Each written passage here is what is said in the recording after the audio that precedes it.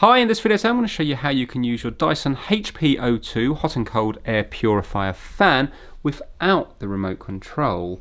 So obviously things are very easy on the remote control, but if you've lost it then you don't have to rush out straight away and buy a new one. You can actually set it up with the app, and as you can see the app will mimic the remote control completely, and you don't need the remote control to set up the app. You can do it all from the button down here. So for example, you can press it to turn it on, and then you can hold it down for 5 seconds and it will put it into Wi-Fi pairing mode, and that way then you'll be able to do everything on here even without this here. So let me just show you. You can turn it on from here, and you can go to cold, and you can go to hot, and you can change the temperature of the hot as well.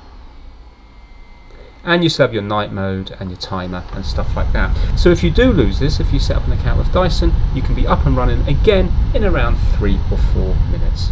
And if you're wondering where the remote control part of the app is, really easy. Just go into the app, and then this one down here that looks like a remote, you tap that, and there you go. That's your remote there. Thanks for watching.